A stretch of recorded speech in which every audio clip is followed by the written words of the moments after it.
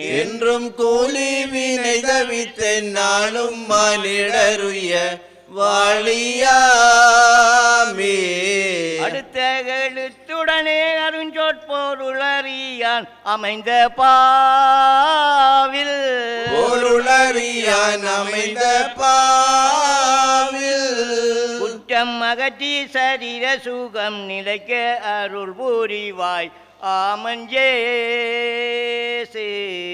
குற்றம் அகற்றி சரீர சுகம் நிலைக்க அருள் புரிவாய் ஆமஞ்சேசே.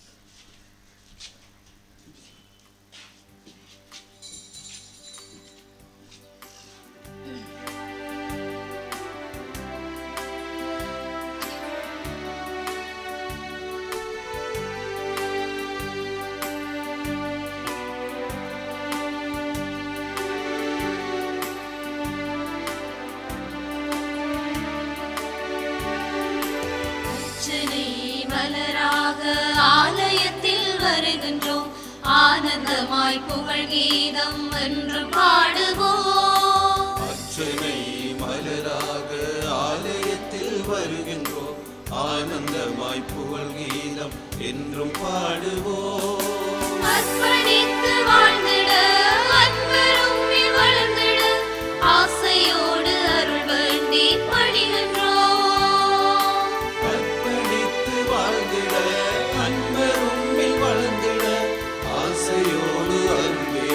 பணிகின்றோம். அர்ச்சனை மலராக ஆலயத்தில் வருகின்றோம், ஆனந்தமாய் புகழ் கீதம் என்றும் பாடுவோம்.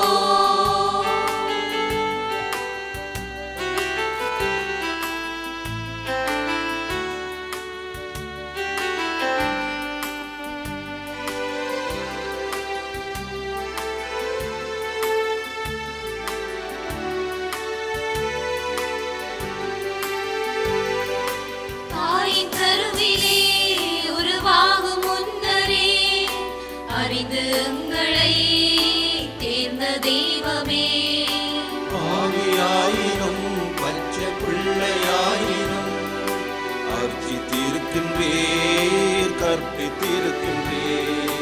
தாயின் கருவிலே உருவாகும் முன்னரே அறிந்து எங்களை தேர்ந்த தெய்வமே, ஆவியாயினும் பச்சை பிள்ளையாயினும் அர்ச்சித்திருக்கின்றீர், கற்பித்திருக்கின்றீர்.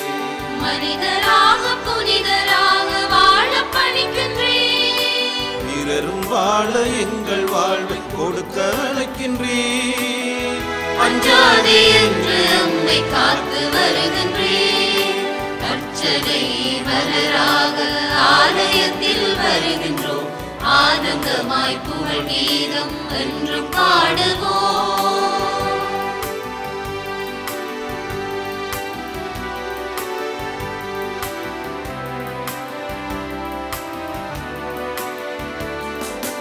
உமது வார்த்தையை எங்கள் வாயில் ஊட்டினீர், உமது பாதையை எங்கள் பாதையாக்கினீர்.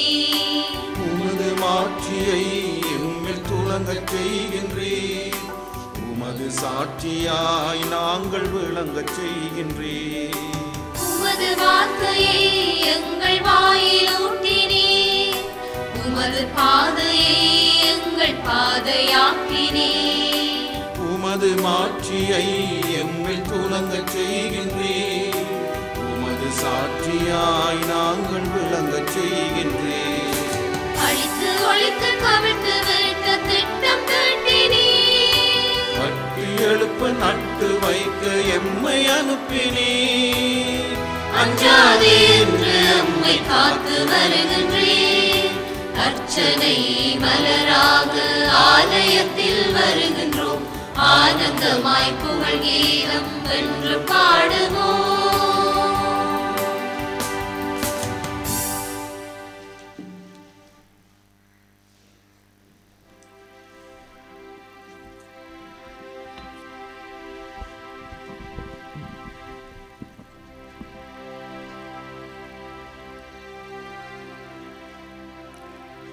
தந்தை மகன் தூயாவியாரின் பெயராலே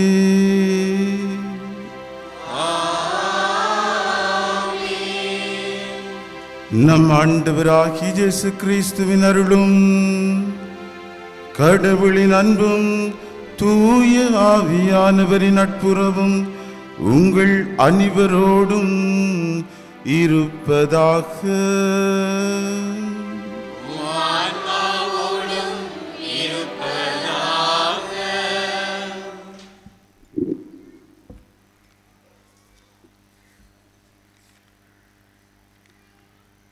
புனித செபஸ்டியார் திருவிழாவிற்கான 3வது நவநாள் திருப்பலியில் பங்கேற்க வந்திருக்கும் இறைமக்கள் அனைவரையும், திருப்பலி நிறைவேற்றும் அருட்பணியாளர்களையும் இறை இயேசுவின் நாமத்தில் வாழ்த்தி நிற்கின்றோம்.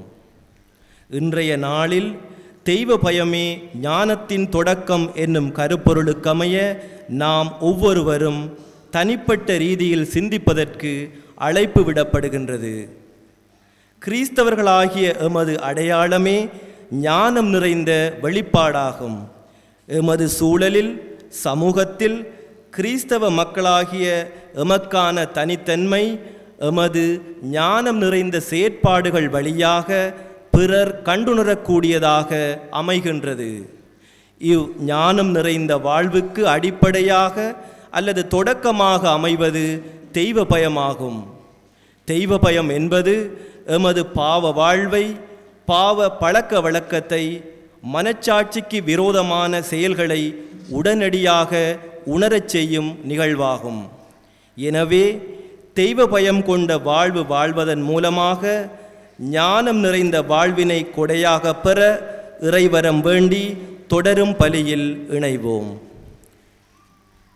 கிறிஸ்து இயேசுவில் அன்புமிக்க சகோதர சகோதரிகளே, நம் பாதுகாவலராம் புனித செபஸ்தியாருடைய திருவிழாவை கொண்டாட நம்மை ஆயத்தம் செய்ய வந்திருக்கிற பொழுது தெய்வ பயமே ஞானத்தின் தொடக்கம் என்று சொல்லி இன்று நாம் சிந்திக்க அழைக்கப்பட்டிருக்கிறோம். ஏசாயா புத்தகம் அதிகாரம் 11:2 கூறுகிறது, தூயாவியானவர் வழங்கும் கொடைகளில் அதி உயர்ந்த கொடை இறை அச்சம், தெய்வ பயம் என்று சொல்லி இன்றைய திருப்பலியிலே சிறப்பாக தெய்வ பயத்தோடு, இறை அச்சத்தோடு, கடவுள் மேல் கொண்டுள்ள அளவற்ற அன்பினால் கடவுளுக்கு நாம் கொடுக்கிற உயர்ந்த மரியாதையாய் அன்பை, அவருடைய இரக்கத்தை நினைந்து அவரிடம் சரணாகதி அடைகிற அந்த அருள் வரத்தை துயாவியானவர் நமக்கு கொடுக்க வேண்டும் என்று சொல்லி இப்பள்ளியிலே மன்றாடி செபிப்போமாக. கண்களை மூடி நாம் ஒப்புக் கொடுக்கிற திருப்பலி கடவுளுக்கு உகந்த தூய பலியாக மாற நம் குற்றங்கள் பாவங்களை ஏற்று மனம் வருந்தி மன்னிப்பு வேண்டி மன்றாடுவோம்.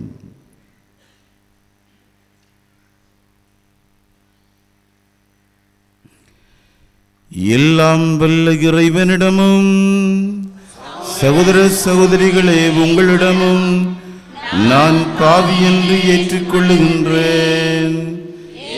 என் சிந்தனையாலும் சொல்லாலும் செயலாலும் கடமையில் தவறினாலும் பாவங்கள் பல செய்தேன். என் பாவமே, என் பாவமே, என் பெரும் பாவமே. ஆகையால் எப்பொழுதும் கன்னியான புனித மரியாதையும் வானதுதர் புனிதர் அனைவரையும் சகோதர சகோதரிகளை உங்களையும் நம் இறைவனாகிய ஆண்டவரிடம் எனக்காக வேண்டிக் கொள்ள மன்றாடுகின்றேன். எல்லாம் வல்ல இறைவன் நம் மீது இரக்கம் வைத்து நம் பாவங்களை மன்னித்து நம்மை நிலை வாழ்வுக்கு அழைத்து செல்வாராக.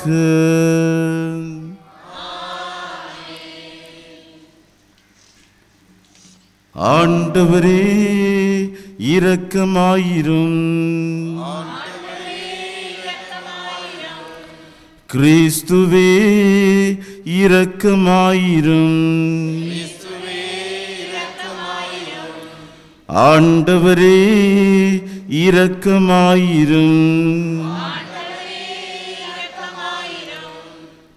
மன்றாடுவோமாக. என்றும் உள்ள எல்லாம் வல்ல இறைவா, ஒரே திருமகன் வழியாக உலகுக்கு ஞானத்தின் சுடரை கனிவுடன் வழிபடுத்தினீரே. கிறிஸ்துவின் இறையல்பின் நாங்கள் பங்கு பெறவும் விண்ணக ஞானத்தை கற்றுக்கொள்வதால் நிலை வாழ்வுக்கு தகுதியுடையோராய் திகழவும் எங்களுக்கு அருள் புரிவீராக. உம்மோடு தூயாவியாரின் ஒன்றிப்பில் இறைவனாய் என்றென்றும் வாழ்ந்து ஆட்சி செய்கின்ற எங்கள் ஆண்டவரும் திருமகனுமாகிய இறையேசுவின் நாமத்திலே உம்மை மன்றாடுகின்றோம்.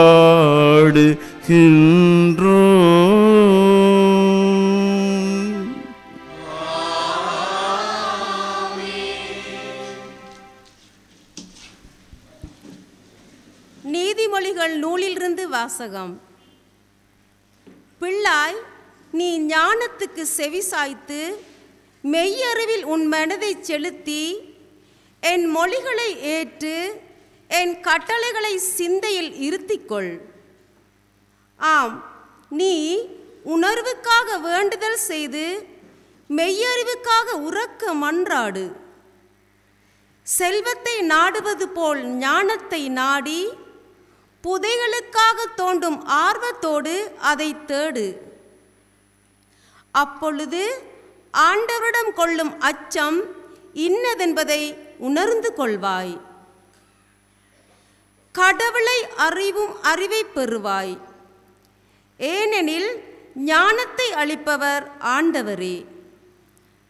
அறிவிக்கும் விவேகத்துக்கும் ஊற்றானவர் அவரே. நேர்மையாளருக்கு அவர் துணை செய்ய காத்திருக்கின்றார். மாசற்றோருக்கு கேடயமாயிருக்கின்றார். நேர்மையாளரின் பாதைகளை அவர் பாதுகாக்கின்றார். தம் அடியாரின் வழிகளை காவல் செய்கின்றார். எனவே நீ நீதியையும் நியாயத்தையும் நேர்மையையும் நலமார்ந்த நெறிகள் அனைத்தையும் தெரிந்து கொள்வாய். ஞானம் உன் உள்ளத்தில் குடிபுகும். அறிவு உன் இதயத்துக்கு இன்பம் தரும். அப்பொழுது நுண்ணறிவு உனக்கு காவலாயிருக்கும். மெய்யறிவு உன்னை காத்து கொள்ளும். நீ தீய வழியில் செல்லாமலும் வஞ்சகம் பேசும் மனிதரிடம் அகப்படாமலும் இருக்கும்படி அது உன்னை பாதுகாக்கும். நேர்மையான வழியை விட்டு விலகி இருளான பாதையில் நடப்போரின் கைக்கு உன்னை தப்புவிக்கும். அவர்கள் தீமை செய்து களிக்கின்றவர்கள். அவர்களுடைய வழிகள் கோணலானவை. அவர்களுடைய பாதைகள் நேர்மையற்றவை. ஞானம் உன்னை கற்பு நெறி தவறியவரிடமிருந்தும் தேனொழுக பேசும் விலை மகரிடமிருந்தும் விலக்கி இருக்கச் செய்யும்.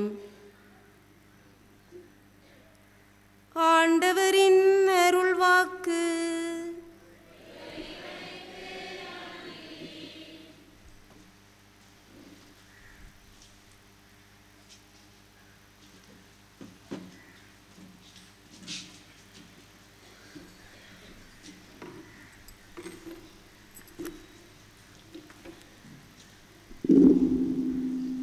உங்கள் பல்லவியாக.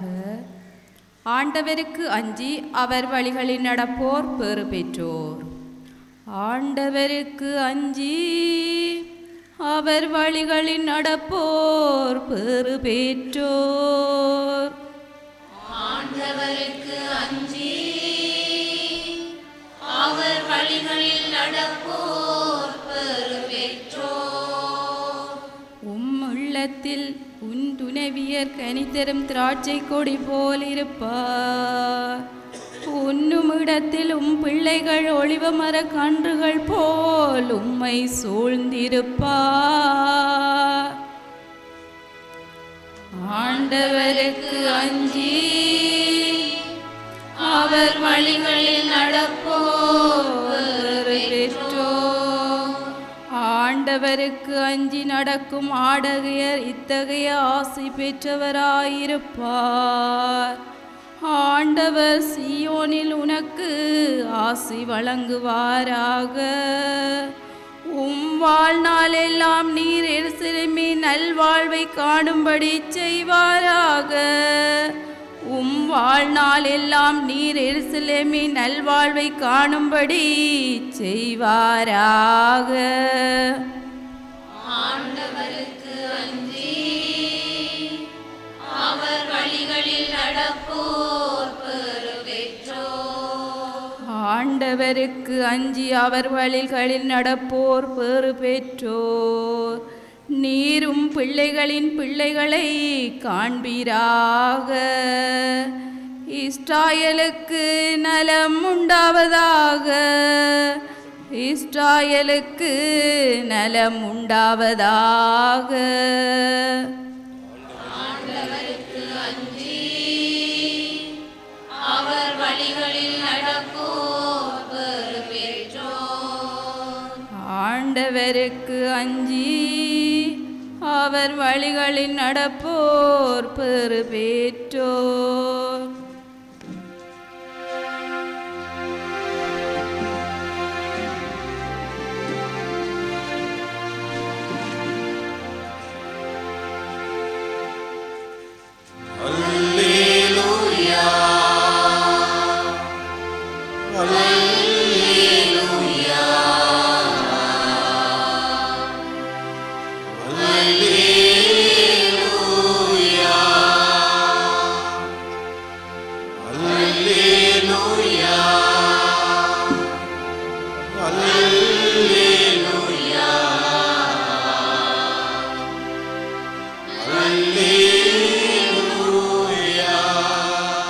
ஞானத்தை அளிப்பவர் ஆண்டவரே. அறிவிற்கும் விவேகத்திற்கும் மூச்சானவர் அவரே. அல்லேலூயா.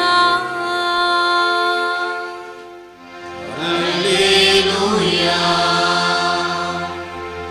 அல்லேலூயா.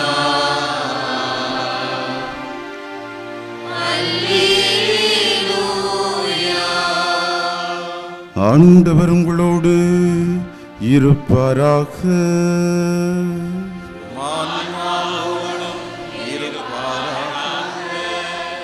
லூக்கா எழுதிய பரிசுத்த நற்செய்தியிலிருந்து வாசகம்.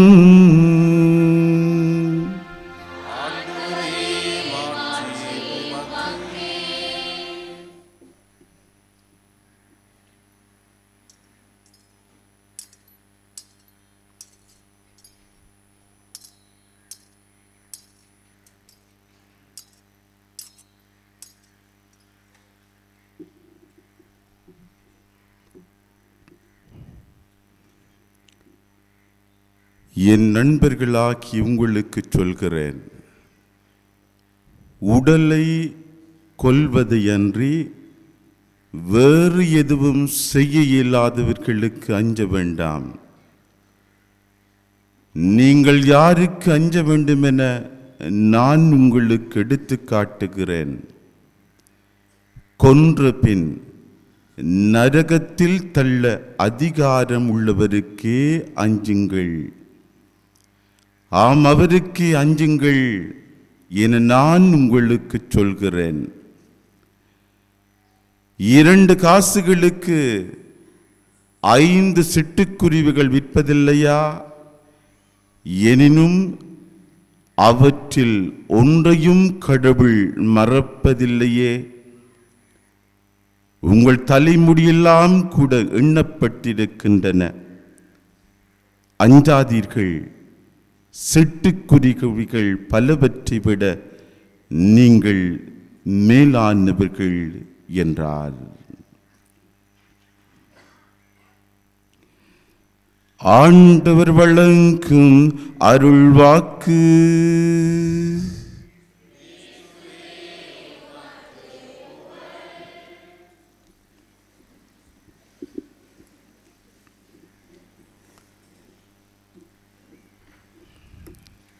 கிறிஸ்து இயேசுவில் அன்புமிக்க சகோதர சகோதரிகளே,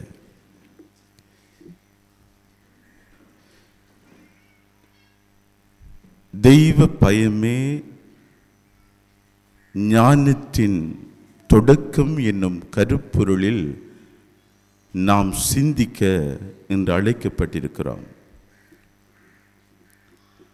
எல்லார்ட்டையும் ஒரு கேள்வி கேட்டால், என்னுடைய வாழ்க்கையில் எனக்கு பயமே வந்ததில்லை, நான் பயப்பட்டதே கிடையாது, யாருக்குமே எதற்குமே நான் பிறந்ததிலிருந்து நான் பயப்பட்டதில்லை என்று சொல்றார்கள் யாராவது இங்க இருக்கிறீங்களா? நான் எதுக்குமே பயப்பட்டதில்லை. அப்படி யாராவது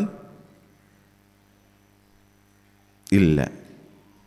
உண்மையை சொல்ல போனால் நம்ம எல்லாரும் ஏதாவது ஒன்றிற்காவது அல்லது ஒருவருக்காவது நாம் நம்முடைய வாழ்நாளில் பயப்பட்டிருக்கிறோம், பயப்பட்டு கொண்டிருக்கிறோம். சிலருக்கு இருட்ட கண்டா பயம். பகல்ல ஏதோ பெரிய வெட்டி விழுத்துறாக்குமா நம்ம கதைப்போம். 6 மணி ஆச்சுதுன்னு சொன்னால் இருட்டு வந்தால், இருட்டை கண்டால் சிலருக்கு பயம். இருட்டுக்கு பயப்படுறவர்கள் உண்டு. சிலருக்கு மரண பயம். இன்றைக்கு பலருக்கு மரண பயம். ஏன், என்னுடைய பெரியப்பா கேன்சரால செத்தார், சித்தப்பா கேன்சரால செத்தார், மாமி கேன்சரால செத்தார். இன்றைக்கு எனக்கும் வயிற்றுக்கு ஏதோ ஒரே குத்தி கொண்டிருக்கு, நானும் கேன்சரால செத்து போயிடுவேன். இன்றைக்கு எப்போ சாவும் சொல்லி சின்ன சின்ன வருத்தத்துக்கெல்லாம் செத்து போயிடுவோம் என்று பயப்படுறவர்கள் உண்டு. இன்னும் சிலருக்கு தனிமை பயம். தனி இருக்க பிடிக்காத பயம். அதனால தான் எப்பயும் ரேடியோ போட்டுக்கொண்டு பாட்டு கேட்டுக்கொண்டு லைட்டை போட்டுட்டு எந்த நேரம் யாரோட கதைக்கிற மாதிரி தனியை கழிச்சு கொண்டு இருக்கிறவர்கள் உண்டு. சிலருக்கு மனைவிமாரை கண்டா பயம். நான் சொல்றது இங்கே இருக்க ஆம்பளைகளுக்கு இல்லை, வெளியில் இருக்கிறார்கள். சிலருக்கு புருஷன்மாரை கண்டால் பயம். சில பிள்ளைகளுக்கு எப்பவுமே பெற்றோரை கண்டா பயம். இன்றைக்கு சில பெற்றோர்களுக்கு எப்பயுமே பிள்ளைகளை கண்டா பயம். ஏதோ ஒரு விதத்தில் நம்ம எல்லாரும் பயந்து கொண்டே இருக்கிறோம். ஆனால் ஆண்டவருடைய வார்த்தை என்ன சொல்லுகிறது என்று அன்பார்ந்தவர்களே, நாம் யாருக்கும் பயப்பட தேவையில்லை, எதற்கும் பயப்பட தேவையில்லை. திரு விவிலியத்தை புரட்டி பார்த்தால் 366 இடங்கள்ல பயப்படாதீர்கள், அஞ்சாதீர்கள் என்ற வார்த்தை பயன்படுத்தப்பட்டுள்ளது. எனக்கு தெரியும், ஒரு வருடத்தில் 365 நாட்கள்.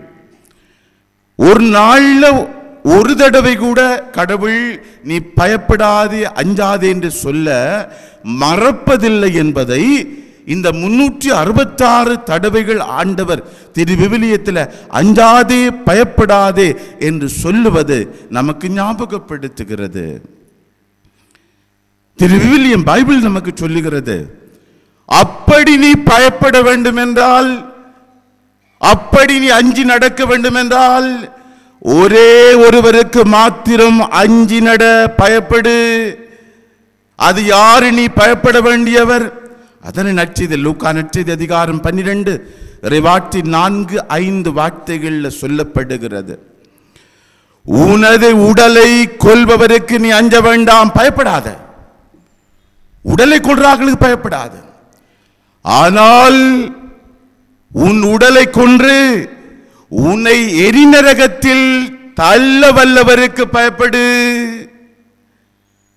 நம்மளெல்லாம் எரிநரகத்தில் தள்ள வல்லவர் யாரு? நமக்கு மோட்சமா நரகமாண்டு தீர்மானிக்க போகிறவர் யாரு? கடவுள்.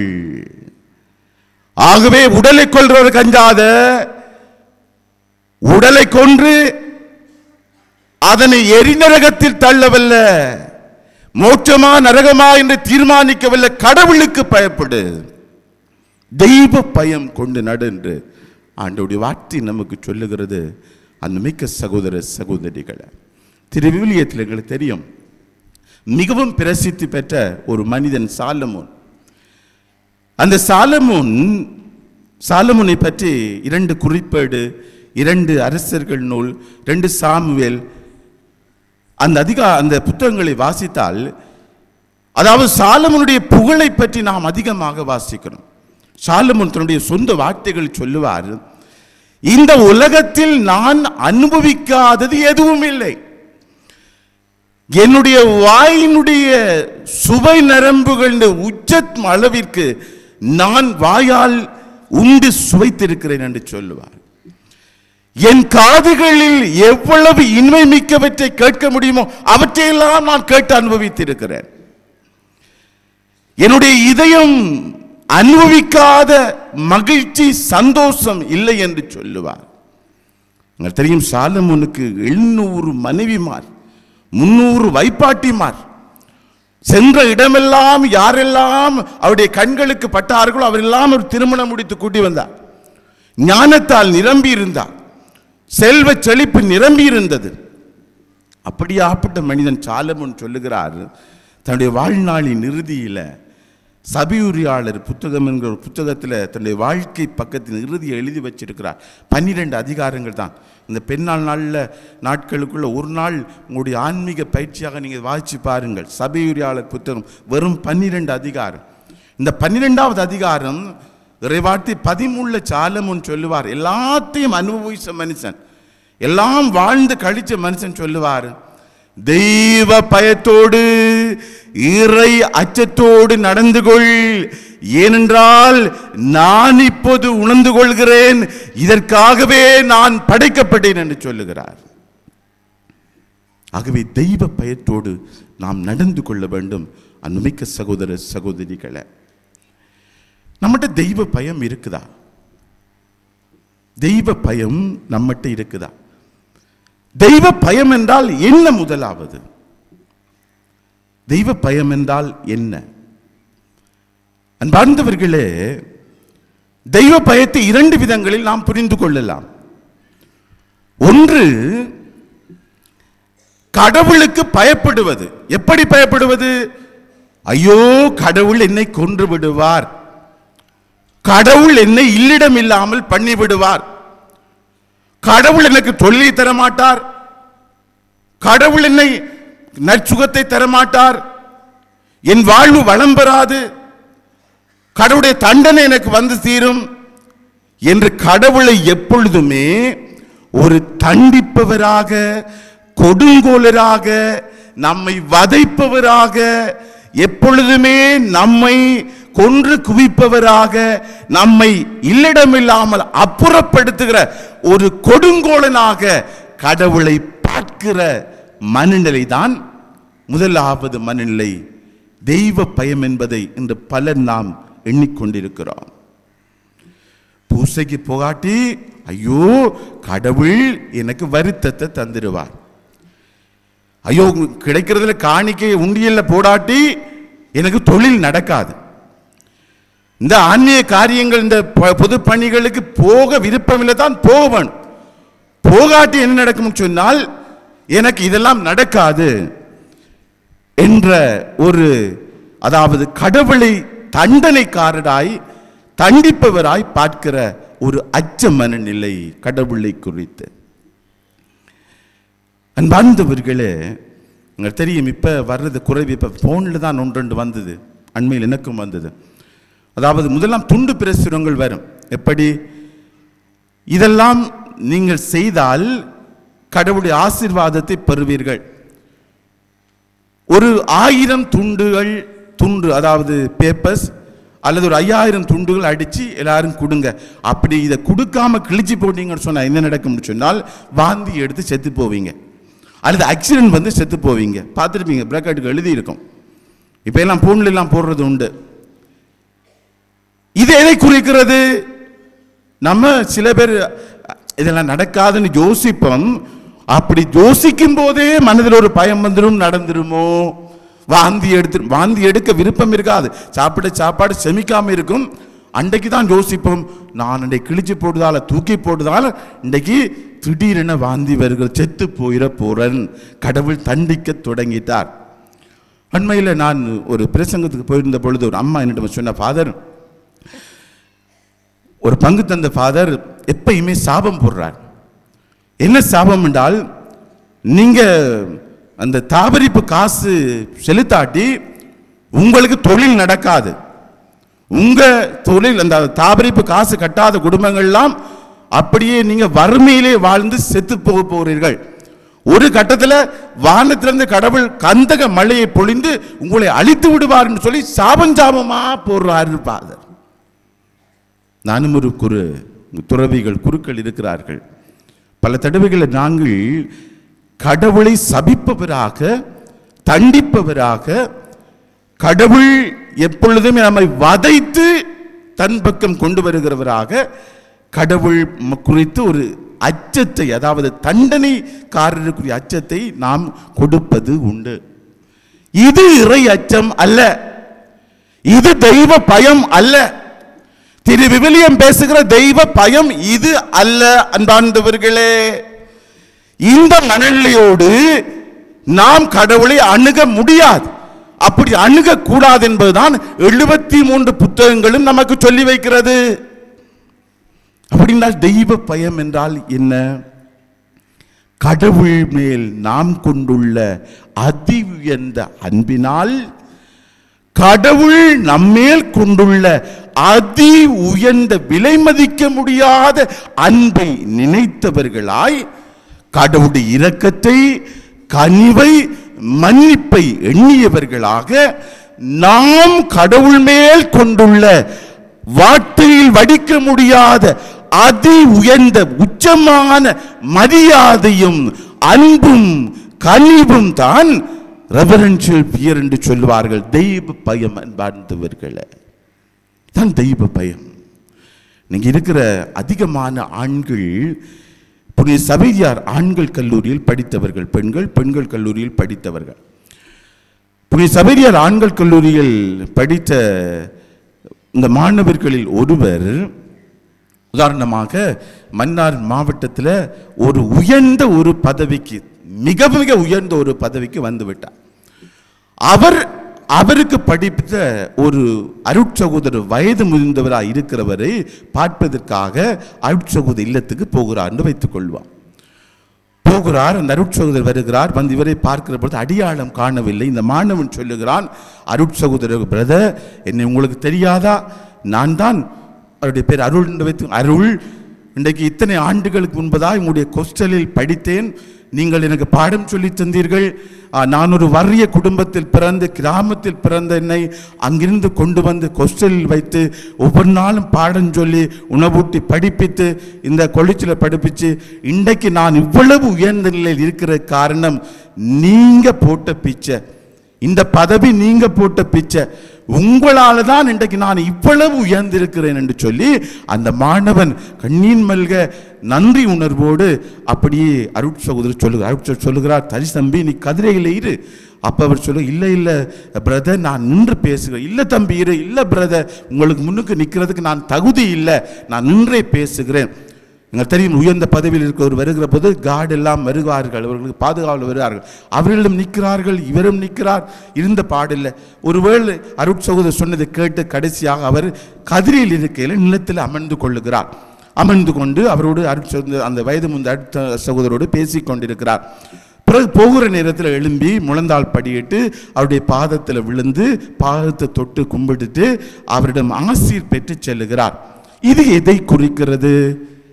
இது குறிக்கிறது அந்த மாணவன் அந்த அருட்சகோதரன் மீது கொண்டுள்ள மட்டற்ற எல்லையில்லாத மதிப்பின் உச்சத்தை அல்லவா குறிக்கிறது. காரணம், அத்தனை நன்மைத்தனங்களையும் அத்தனை நன்மையான காரியங்களையும் இந்த அருட்சகோதரிடமிருந்து அந்த மாணவன் பெற்றிருக்கிறான். அன்பார்ந்தவர்களே, இந்த அருட்சகோதரரை விண்ணக தந்தை என்று வைத்துக் கொள்ளுவோம். அந்த மாணவன் நாம் எல்லோரும் இந்த விண்ணக தந்தையாகிய கடவுளிடமிருந்து நாம் பெற்றுக்கொண்ட எல்லா நன்மைத்தனங்களுக்குமாய், எல்லா ஆசீர்வாதங்களுக்குமாய், எல்லா அருள்வரங்களுக்குமாய், எல்லா இரக்கத்திற்குமாய், மன்னிப்பிற்குமாய் நாம் காட்டுகிற உச்சமான மதிப்பு தான் இந்த ரெவரன்ஷியல் ஃபியர், இந்த தெய்வ பயம், இறை அச்சம். அன்புமிக்க சகோதர சகோதரிகளே, இறை அச்சம் நமக்கு இருக்குதா? நம்மெல்லாம் சொல்லுவோம், இருக்கு ஃபாதர், இறை அச்சம் இல்லாம இருக்கா எங்களுக்கு? நாங்கெல்லாம் கடவுளுக்கு பயப்படுகிறவர்கள். அன்பர்கள், இறை அச்சம் நமக்கு உண்டு என்று எப்படி கண்டுபிடிப்பது? இதெல்லாம் சயின்டிபிக் இன்வென்ஷன் தேவையில்லை, சயின்டிபிக் கண்டுபிடிப்பு தேவையில்லை. ஒருவருக்கு இறை அச்சம் இருக்குதா இல்லையாண்டு சிம்பிளா கண்டுபிடிக்கலாம். எப்படி கண்டுபிடிக்கலாம்? ஒருவர் ஆலயத்திற்கு வருகிற பொழுது அவருடைய முகபாவனையும் அவருடைய உடல் சமிகையும் வைத்து கண்டுபிடிக்கலாம். முதலாவது, அவருக்கு இறை அச்சம் இருக்குதா இல்லையாண்டு. ஆலயத்துக்கு வருகிற பொழுது நற்கருணைகளை இயேசு ஆண்டவர் தெய்வீக மனுஷிக சர்வத்தோடு வீற்றிருப்பதை கண்டு அவரால் முழந்தால் படியிட்டு தலை குனிந்து ஆராதிக்க முடியும் என்று சொன்னால் அவரிடம் இறை அச்சம் இருக்கிறது. எத்தனை பேர் ஆலயத்துக்கு வந்து முழந்தால் படியிடுகிறோம்? வந்ததும் எங்கேயா, நான் சொல்றது நான் உங்களுக்கு இல்லை, கதீட்ரலுக்கு வெளியில எங்க கதிர் கிடைக்கும் பார்த்து, பியூ கிடைக்கும் பார்த்து வந்து குந்துறவர்கள் உண்டு. முழந்தால் படிடுறதுக்கு இன்றைக்கு பிறகு தெரியாது, முழங்கால் இருக்குன்றது தெரியாது. நான் சொல்றது உங்களுக்கு இல்லையா, கதீட்ரலுக்கு வெளியில முழங்கால் இருக்குன்னா பலருக்கு தெரியாது. கோயிலுக்கு வந்தால் அப்படியே வந்ததும் சக்கப்பணிய குந்துகிறவர்கள். முன்னுக்கு நற்கருணை இருக்குது, முழந்தால் படியிட வேணுமே, கை குவிக்க வேணுமே, தலை வணங்க வேணுமே, ஆராதிக்க வேணுமே. ஒரு 2-3 நிமிஷம் கண்களை மூடி நாம் வந்திருக்கிற தெய்வீக பிரசனம் என்று சொல்லி கண்களை மூடி உள்ளத்தின் ஆழத்திலிருந்து அவரை போற்றி நன்றி சொல்லணுமே. உள்ளத்திலிருந்து இருக்கிறத கொண்டு தீர்ப்பமே இன்றைக்கு இல்லை. அப்படியே சுற்றுமுற்றுமா பார்த்து அப்படியே சக்கப்பணிய விழுகிறவர்கள் தான் இன்றைக்கு அதிகம். நம்முடைய தெய்வ பயம் இருக்குதா? இன்றைக்கு எத்தனை பேருக்கு திருப்பலி செபம் தெரியும், பக்தி செபங்கள் தெரியும், முணுமுணுக்க தெரியும், சேர்ந்து சொல்ல தெரியும். ஆனால் உள்ளத்தின் ஆழத்தில் செபிக்க தெரியுமா? அச்செபங்களை உணர்ந்து சொல்ல தெரியுமா? செபம் அனல்லியோடு அந்த செபங்களை உச்சரிக்க தெரியுமா? நம்முடைய தெய்வ பயம் இருக்குதா? அப்ப இந்த பிள்ளைகளுக்கு தெய்வ பயத்தை நாம் சொல்லிக் கொடுத்திருக்கிறோமா? தெய்வ பயத்தோடு ஆலயத்திற்குள் அணுக நாம் கற்றுக் கொடுத்திருக்கிறோமா? ஆண்டுடைய வார்த்தை தெய்வ பயம் உள்ளவர்களை நாம் எப்படி அடையாளம் காணலாம் என்று 3 காரியங்களை நமக்கு சொல்லுகிறது. இந்த 3ஐ கொண்டு இவர்களுக்கு தெய்வ பயம் இருக்கா இல்லையா நாம் கண்டுகொள்ளலாம் என்று மிரர் ரிஃப்ளெக்டிங் என்று ஆண்டுடைய வார்த்தை சொல்லுகிற தெய்வ பயம் உள்ளவர்களை எப்படி கண்டுகொள்வது? முதலாவது, யாருக்கு தெய்வ பயம் உண்டு என்று நாம் கண்டுகொள்ளலாம் என்று சொன்னால், தெய்வ பயம் உள்ளவர்கள் என்ன செய்வார்கள் என்று சொன்னால், எப்பொழுதுமே தங்களுடைய வாழ்க்கையிலே அனைத்திலும் கடவுளை புகழ்வார்கள், அனைத்திலும் கடவுளை முன்னிலைப்படுத்துவார்கள். நான் வாழ்வதும் என் குடும்பம் வாழ்வதும் அவர் கிருபையால் என்று எப்பொழுதுமே கடவுளையே தூக்கி முன்னுக்கு வைப்பார்கள். ஃபாதர், எனக்கு நல்ல தொழில் நடந்திருக்கு ஃபாதர், ஃபாதர் அது என்னுடைய பலம் இல்லை ஃபாதர், என்னுடைய படகோ என்னுடைய என்ஜினோ வலையோ இல்லை ஃபாதர், கடவுளுடைய கிருபை ஃபாதர், கடவுளுடைய வல்லமை ஃபாதர், கடவுளுடைய சக்தி ஃபாதர். இன்றைக்கு ஆண்டவரே நல்ல தொழிலை தாண்டி சொல்லித்தான் வலைய வச்சேன் ஃபாதர், அவ்வளவு தொழில் நடந்த ஃபாதர், கடவுளுக்கு புகழ் ஃபாதர், கடவுளுக்கு நன்றி ஃபாதர் என்று சொல்லுகிற மனிதர்கள் இறையச்சம் கொண்டவர்கள். ஃபாதர், என்னுடைய பிள்ளை படிச்சிருக்கு ஃபாதர், பாஸ் பண்ணி இருக்கு ஃபாதர், உயர்ந்து வருது ஃபாதர், அது என்னுடைய கிருபை இல்லை ஃபாதர், கடவுளுடைய கிருபை. எல்லாரும் சொல்லுகிறார்கள், நீ உன்னுடைய பிள்ளையை படிப்பித்தாய், கஷ்டப்பட்டு படிப்பித்தாய். இல்லை ஃபாதர், ஒண்ணுமில்லை, எல்லாம் கடவுளுடைய கிருபை, அவர் தந்த தானம் என்று சொல்லுவர்கள் தெய்வ பயம் உள்ளவர்கள்.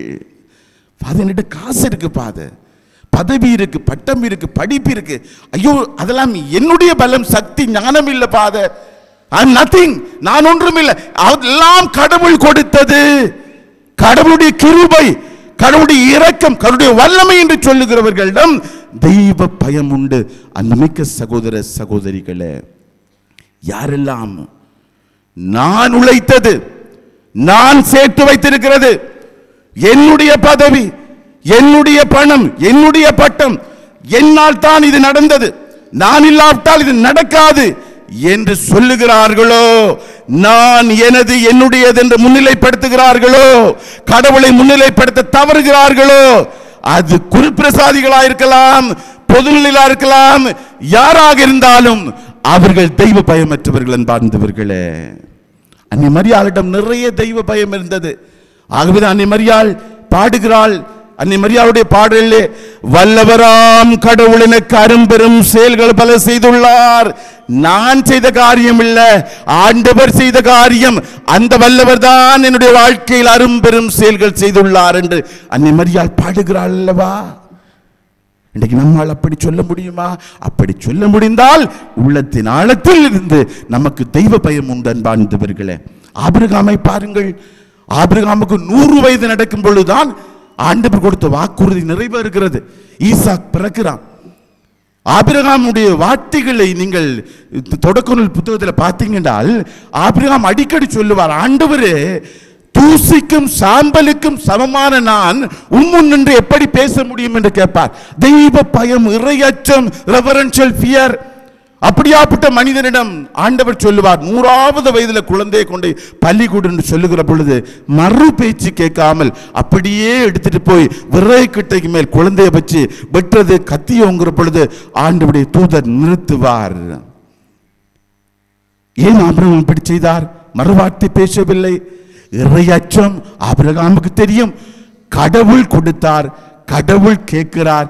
கடவுள் கேட்கிற பொழுது அவருடைய பிரசன்னத்தில், திருவுளத்தில் ஏதோ ஒன்று உண்டு என்று அந்த அதி உயர்ந்த ரெவரன்ஷியல் பியர், அதி உச்சமான மரியாதையோடு, மதிப்போடு, அன்போடு தான் பிள்ளையை பலி கொடுக்க துணிகிறார். இன்றைக்கு குடும்பங்களில் சுவாமியா போறது கூட பிள்ளைகளை விடுறதுக்கு பெற்றோருக்கு விருப்பம் இல்லை, ஆண் பிள்ளைகளை விடுறதுக்கு விருப்பம் இல்லை. அண்மையில் ஒரு குருவானவர் என்னோடு பகிர்ந்து கொண்டார். அந்த குடும்பத்தில் ஒரே ஒரு பையன், அங்கே வந்த பிரசங்கத்துக்கு வந்து ஒரு சுவாமி அந்த பையனை பார்த்து சொல்லியிருக்கிறார், டேய் தம்பி, நீ கட்டாயம் சுவாமியாக தான் போவான். 2 பொம்பளை பிள்ளை, ஒரு பையன். இதை போய் வீட்டை சொல்ல.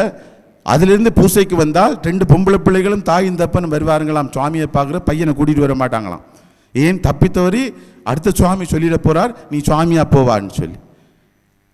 இன்றைக்கு சுவாமியா போறதுக்கு, குருக்கள் துறவிகளை போறதுக்கு, பிள்ளைகளை விடுறதுக்கு கூட பெற்றோருக்கு விருப்பம் இல்லை. பெற்றோருக்கு விருப்பம் இல்லை. கடவுள் கொடுத்த, ஆபிரகாம் சொன்ன கடவுள் கொடுத்தார்.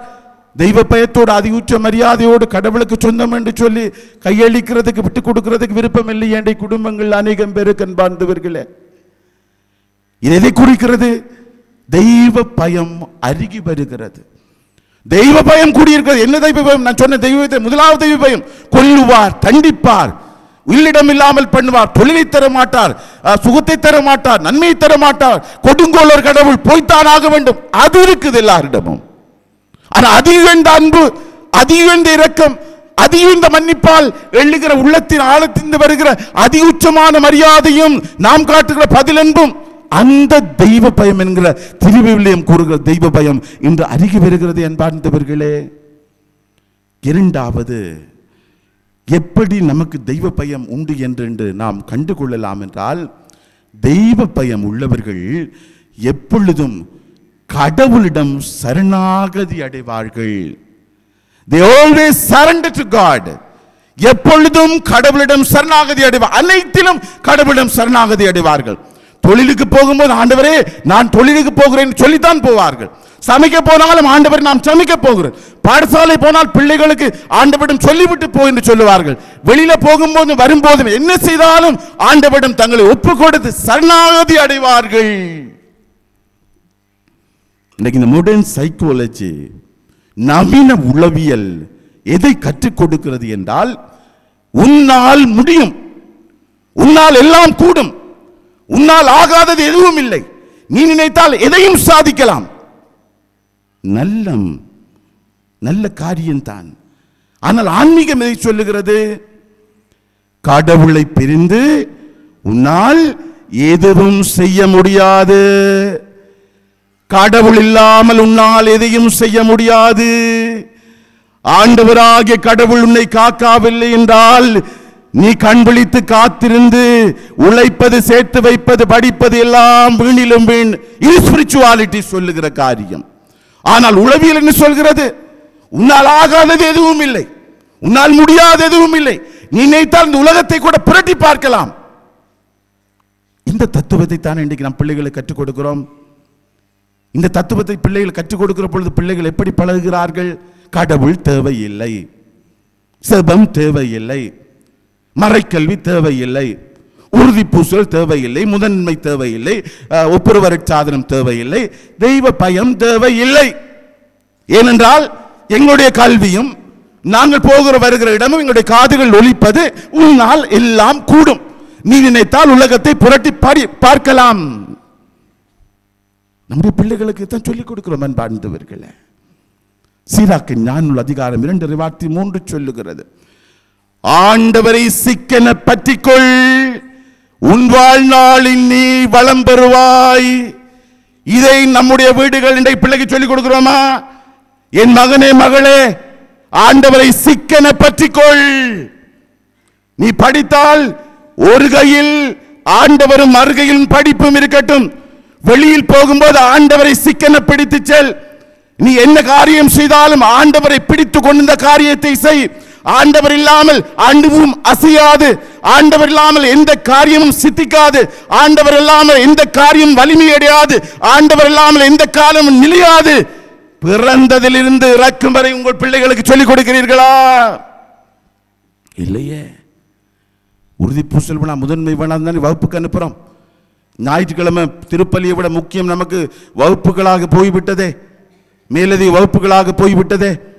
கடவுள் தேவையில்லை என்று சொல்லித்தானே நமக்கு இதெல்லாம் முக்கியம் என்று தெரிகிறது. அப்படியா தானே அங்கே கொண்டு போய் சேர்க்கிறோம், வெளியில கொண்டு போறோம், ஆலயத்தை விட்டு கடவுளை விட்டு. இன்னைக்கு மறைக்கல்விக்கு வருகிற பிள்ளைகள், முதன்மைக்கு வருகிற பிள்ளைகள், திருப்பார்சுக்கு வருகிற பிள்ளைகள், இந்த பெரிய இந்த கதீட்ரல்ல இந்த ஓல்டு சேவருக்கு வருகிற இந்த பிள்ளைகள், பக்தி சபைக்கு வருகிற பிள்ளைகள் எத்தனை பேர், இளையோர் ஒன்றியத்துக்கு வருகிற பிள்ளைகள் எத்தனை பேர்? இதெல்லாம் என்ன அப்பட்டமாக தெரிகிறது? தெய்வ பயம் இல்லை, கடவுள் மேல் கொண்ட அதியுச்சமான அன்பு குறைந்து விட்டது, கடவுள் தேவையில்லை. சீராக் 2:3 சொல்வது போல, உன் ஆண்டவராய் கடவுளை சிக்கன பிடித்துக் கொள்ள நமக்கு விருப்பம் இல்லை, நாம் வாழ்வில உயர நமக்கு வளம் பெற விருப்பம் இல்லை. சமூகத்தை படம் பிடித்து காட்டுகிறது அல்லவா? இயேசு ஆண்டவர் யோவான் 15:5 சொல்லுவார், என்னை பிரிந்து உங்களால் எதுவும் செய்ய இயலாது. உளவியல் உனக்கு சொல்லலாம், ஆனால் முட்டிட்டு நிப்பாய், போய் மோதிட்டு நிப்பாய், அப்ப உளவியலும் சயின்ஸும் உனக்கு உதவி செய்யாது, கடவுள் தான் உனக்கு உதவி செய்வார்.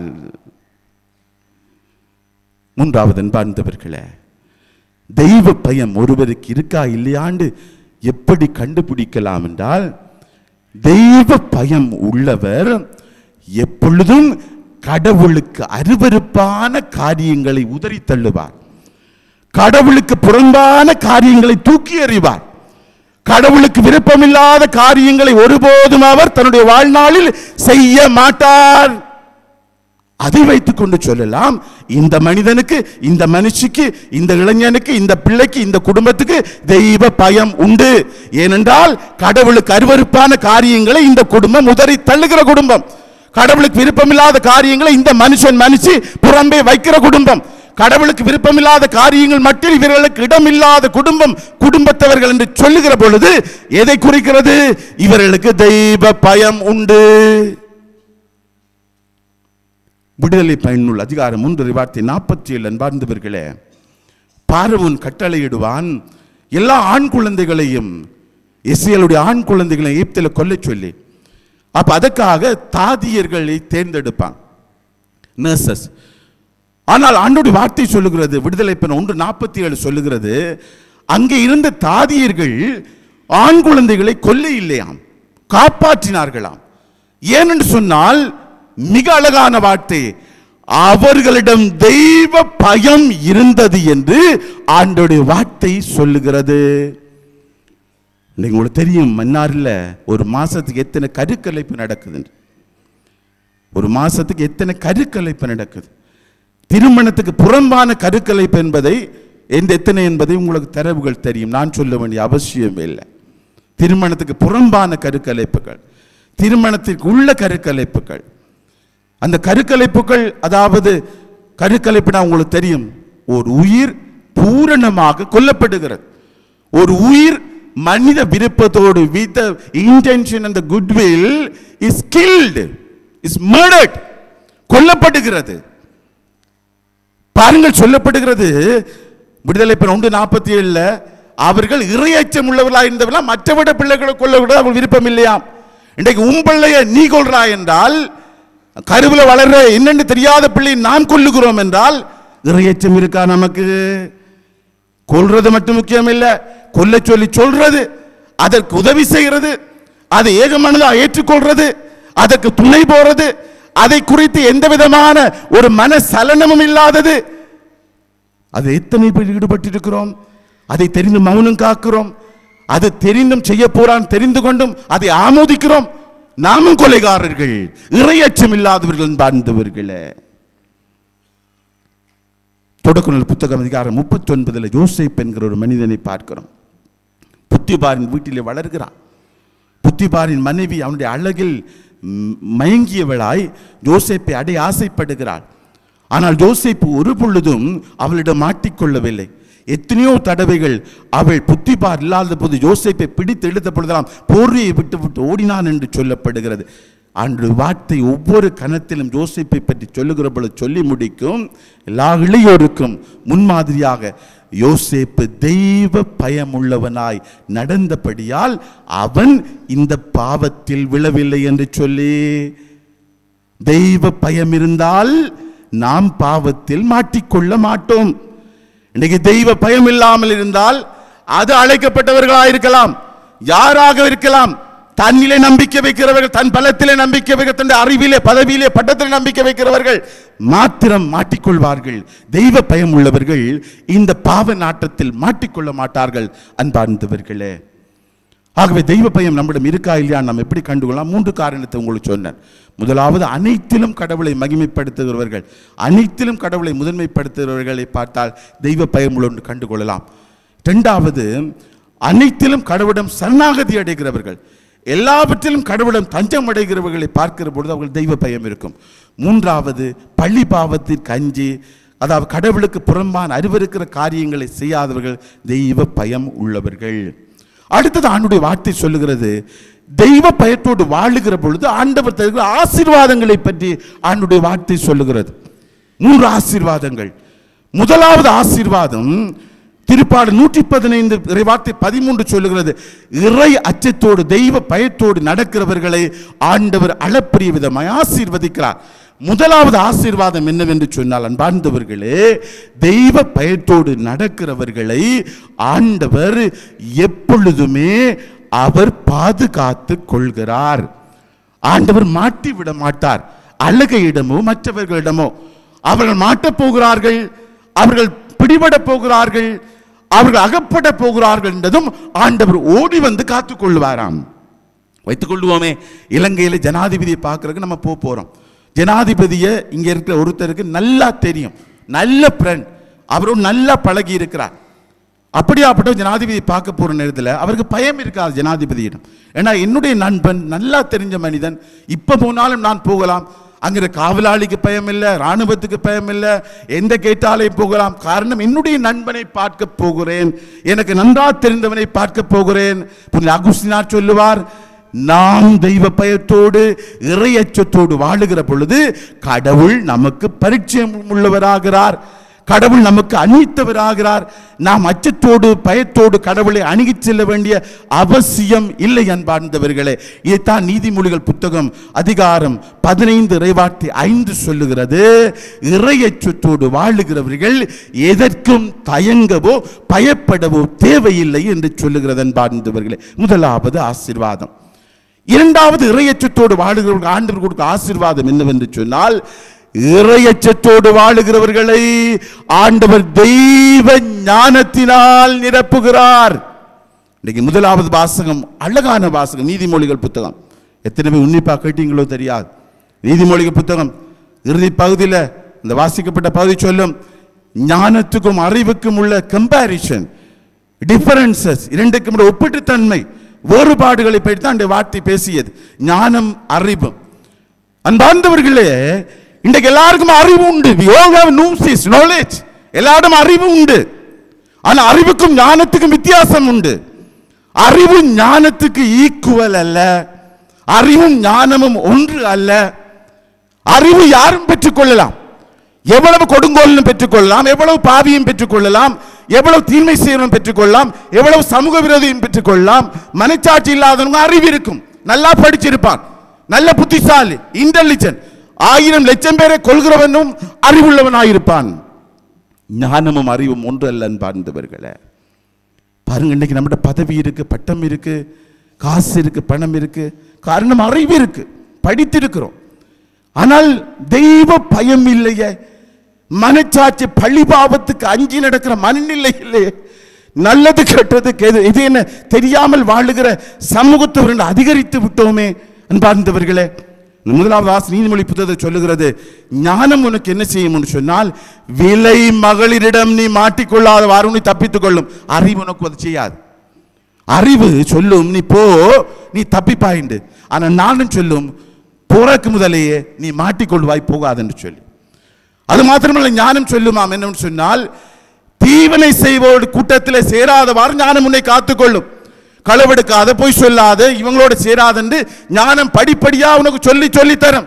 ஆனா அறிவு அப்படி அல்ல, அவன் அப்படி அல்ல, இவன் அப்படி அல்ல, அது பிரச்சனை இல்லை, அங்க போய் மாட்டினா பிரச்சனை இல்லை, இப்படி தப்பித்துக் கொள்ளாம குறுக்கு வழி அறிவு உனக்கு சொல்லி தரும். அதான் நான் பார்த்து ஆண்டவர் சொல்லுகிறது, ஆண்டோட வார்த்தை இறையச்சம் உள்ளவரை என்ன செய்யுமாம், தெய்வ ஞானத்தினால் ஆண்டவர் காத்து கொள்ளுவார், தெய்வ ஞானத்தை ஆண்டவர் தருவார் என்று சொல்லுகிறது அன்பார்ந்தவர்களே. மூன்றாவது, இறையச்சம் உள்ளவருக்கு ஆண்டவர் கொடுக்கிற ஆசீர்வாதம் என்ன தெரியுமா? தீவனையில் நின்று, தீய மனிதருடைய கூட்டத்தில் நின்று ஆண்டவர் இறையச்சம் உள்ளவர்களை தன்னுடைய தூதர்களை அனுப்பி காத்துக்கொள்ளுவார். திருப்பாடல் 34:7 சொல்லுகிறது, தீவினையில் நின்று, தீய மனிதரிடமிருந்து, தீய கூட்டத்தில் நின்று தன்னுடைய தூதர்களை அனுப்பி இறையச்சம் உள்ளவர்களை, தெய்வ பயம் உள்ளவர்களை ஆண்டவர் காத்துக்கொள்வார். அவர்களைத்தான் ஆண்டவர் காத்துக்கொள்வார். இது சாத்தானுக்கு நல்லா தெரியும். அப்படி பாரு, எவ்வளவு தீன்மை செய்கிற இந்த யோபுவுக்கு ஆண்டவர் காத்துக்கொள்றாரு, ஒண்ணுமே அவனுக்கு பலிக்குது இல்லையே. நான் என்ன செய்வேன் செய்தாலும், என்ன சூனியம் வைத்தாலும், என்ன பில்லி வைத்தாலும் ஒன்னும் பலிக்குது இந்த மனுஷனுக்கு, மனுஷிக்கு, இந்த குடும்பத்துக்கு. காரணம் என்று சொன்னால், இந்த குடும்பத்தில் தெய்வ பயம் இருக்குது, இந்த குடும்பத்தில் கடவுளுக்கு இறையச்சம் இருக்குது, கடவுளுடைய அன்பை வெளிப்படுத்துகிற குடும்பம் இது, கடவுளுடைய அன்பை பறைசாற்றுகிற குடும்பம் இது. இது சாத்தானுக்கு நல்லா தெரியும், என்ன தீவினை இந்த குடும்பத்துக்கு வைத்தாலும் அது நடக்காது என்று சொல்லி அன்பார்ந்தவர்களே, ஆண்டவர் கொடுக்கிற 3 ஆசீர்வாதம் தெய்வ பயம் உள்ளவர்களுக்கு. முதலாவது, அவர்கள் அகப்பட மாட்டார்கள், ஆண்டவர் தப்பித்துக் கொள்வார். இரண்டாவது, தெய்வ ஞானத்தினால் ஆண்டவர்களை நிரப்புவார். மூன்றாவது, ஆண்டவர் தன்னுடைய தூதர்களை அனுப்பி அவள் எல்லா தீமையிலும் காத்துக்கொள்வார். இறுதியாக அன்பார்ந்தவர்களே, தெய்வ பயம் நம்மகிட்ட இல்லாட்டி நமக்கு என்ன நடக்கும் என்று சொன்னால், இது மிக முக்கியமானது. தெய்வ பயம் இல்லாமல் சும்மா கடமைக்காக பூஜைக்கு வருகிறவர்கள், நான் சொன்னது போல தண்டிப்பார், கொல்லுவார், தொழில் நடக்காது, வருத்தம் நீங்காது, நல்லது நடக்காது, பிள்ளைக்கு படிப்பு வராது, பிள்ளைய எதிர்காலம் நடக்காது, கல்யாணம் நடக்காது, அது நடக்காது, இது நடக்காது வருகிறவர்கள் எல்லாம் தெய்வ பயம் உள்ளவர்கள் அல்ல. நான் 2வது சொன்னேன், அதி உயர்ந்த அன்பு, அதி உயர்ந்த இரக்கம், அதி உயர்ந்த மன்னிப்பை நேர்ந்து அதி உச்சமான மரியாதை, அதி உச்சமான அன்பை காட்டுகிறது. அந்த மனநிலையோடு, அந்த உணர்வோடு கடவுளை தேடுகிறவர்கள், அப்படி யாராவது தேட இல்லை என்றால் என்ன நடக்கும்? தெய்வ பயம் இல்லாதவர்கள் ஆண்டோடைய வார்த்தை சொல்லுகிற அன்பார்ந்தவர்களே, சீராக்கின் ஞான நூல் அதிகாரம் 3 இறைவார்த்தை 7 சொல்லுகிறது, அவர்களுடைய வாழ்வு நிலை குலைந்து போகும். தெய்வ பயம் இல்லாதுடைய வாழ்வு நிலை குலைந்து போகும். அப்பட்டமாய் பார்க்கிறோமே, இன்றைக்கு நம்முடைய சமூகத்தில் அப்பட்டமாய் காண்கிறோமே. எத்தனை குடும்பங்கள், எத்தனை மனிதர்கள் தெய்வ பயம் இல்லாத நிலை குலைந்து போயிருக்கிறார்களே. தங்க கட்டில் தான், நல்ல பதவிதான், நல்ல பணம் தான், குடும்பத்தில் எல்லாம் இருக்கு, நிம்மதி இல்லையே, சந்தோஷம் இல்லையே. தங்க கட்டில படுத்தாலும் புரண்டாலும் இரவிரவும் விடியாத பொழுதாக, கண்ண பொழுதாக மாறி இருக்கிறதே. முகத்தில் சிரிப்பில்லையே, ஒரு புன்முறுவல் இல்லையே. குடும்பத்துக்குள்ள எப்பயுமே எரி நரகமாய் மாறிக்கொண்டிருக்க மிருக காட்சி சாலியா குடும்பம் மாறி இருக்கிறதே. பிள்ளைகளை கண்டா பெற்றோருக்கு பிடிக்க இல்லையே, கணவனை கண்டா மனைவிக்கு பிடிக்கல, மனைவியை கண்டா கணவனுக்கு பிடிக்கல, பெற்றோரை கண்டா பிள்ளைகளுக்கு பிடிக்கல. தனிமையே எப்பொழுதும் விரும்புகிறோமே, வீட்டுக்கு போறதுக்கு மனம் லைக்க இல்லையே, விருப்பம் கொள்ள இல்லையே. எதை காட்டுகிறது? தெய்வ பயம் இல்லை, தெய்வ பயம் இல்லை. ஆகவே நிலை குலைந்து போயிருக்கிறது குடும்பம், நிலை குலைந்து போயிருக்கிறது மனசு, நிலை குலைந்து போயிருக்கிறது நிம்மதி. அன்பார்ந்தவர்களே, லூக்கா நற்செய்தி அதிகாரம் 12 கைன் பெண்ணும் நீதியற்ற நடுவனும் என்கிற ஒரு நிகழ்வை பார்க்கிறோம். அந்த நீதியற்ற நடுவனை பற்றி லூக்கா நற்செய்தியாளர் சொல்லுகிற அழகாய் சொல்லுவார். அவனை பற்றி அவர் விவரிக்கிற பொழுது சொல்லுவார், அவனிடம் தெய்வ பயமும் இல்லை, மற்றவர்கள் தெய்வ பயம் இல்லாதால் மற்றவர்களை அவன் மதிப்பதும் இல்லை என்று சொல்லுகிறார். தெய்வ பயம் இல்லை நீதியற்ற நடுவனிடம், ஆகவே தெய்வ பயம் இல்லாத மற்றவர்களை மதிப்பதில்லை. யாரெல்லாம் மற்றவர்களை மதிப்பதில்லையோ, எந்த பிள்ளை மற்றவர்களை மதிப்பதில்லையோ, கணவன் மனைவியை மதிப்பதில்லையோ, மனைவி கணவனை மதிப்பதில்லையோ, ஒரு உயர்ந்த பதவியில் இருக்கிறவரை பதவியின் பொருட்டு அவரை கீழே எடுத்தறிந்து பேசுகிறார்களோ, மதிப்பதில்லையோ, பணியாளர்களை மதிப்பதில்லையோ, அப்படி நடக்கிறவர்களிடம் தெய்வ பயம் இல்லை, அவர்களுடைய அவரிடம் பணிவிருக்காதன் பாண்டவர்களே. எபேசியர் 5:12 புனித பவுல் சொல்வார், குடும்பத்தை பற்றி பேசுகிற பொழுது தெய்வ பயமில்லாதவர்களிடம் பணிவிருக்காது என்கிறார்.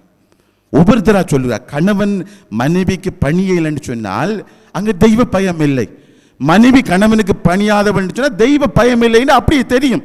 பிள்ளைகள் பெற்றோருக்கு பணியாத தெய்வ பயம் இல்லாத பிள்ளைகள், பெற்றோர்கள் அதாவது கடவுளை தேடாதவங்க தெய்வ பயம் இல்லாதவர்கள். ஒரு சமூகத்தில் எதுக்கெடுத்தாலும் கேள்வி கேட்கிறவர்களும், எதுக்கெடுத்தாலும் கிளந்தழுகிறவர்களும், எதுக்கெடுத்தாலும் முரண்படுகிறவர்களும் இருக்காருன்னா தெய்வ பயமற்ற சமூகம்.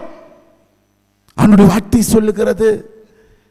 இரண்டாவது அன்பார்ந்தவர்களை, தெய்வ பயம் இல்லாத என்ன நடக்கும் என்று சொன்னால் மோட்சத்துக்கு போக மாட்டார், பரலோகம் கிடைக்காது. பாருங்க, மத்திய நட்சத்திர அதிகாரம் 26 கடைசி நேரத்தில் 2 கள்வன், இடதுகிற கள்வன் ஏசுநாதை பார்த்து நிந்திப்பான், பழித்துரைப்பான். வலதுகிற கள்வன் அவனை பார்த்து சொல்லுவான், டேய் நம்ம குற்றம் செய்தோம், களபெடுத்தம், பொய் சொன்னோம், தண்டிக்கிறது முறை, நீ இப்படிலாம் சொல்றிய, உனக்கு இறை அச்சம் இல்லையா? உனக்கு இறை அச்சம் இல்லையா?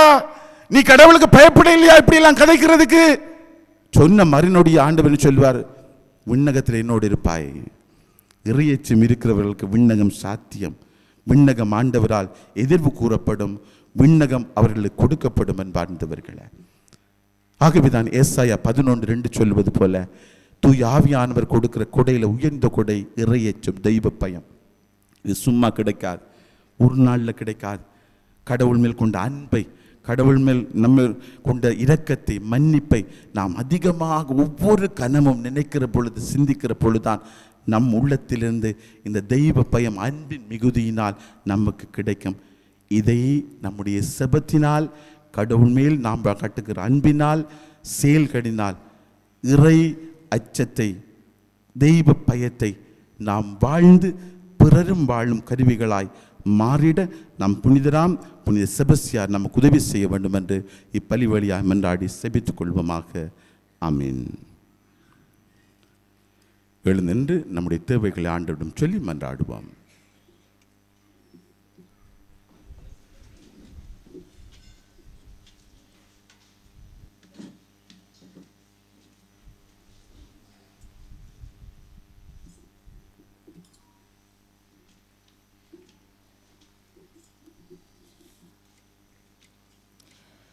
நல்லாயனாம் இறைவா, திருச்சபையினை வழிநடத்தி வரும் திருத்தந்தை, ஆயர்கள், குருக்கள், அருட்சகோதரர்கள், அருட்சகோதரிகள், திருநிலை பணியாளர்களின் பணிவாழ்வு சிறக்கவும், அவர்களது அர்ப்பணமுள்ள இறை பணியினால் மக்களை நல்ல பாதையில் வழிநடத்தும் நல்ல ஆயனாக செயற்படவும் உமது ஆற்றலை அளித்து காத்தருள வேண்டுமென்று இறைவா உம்மை மன்றாடுகின்றோம்.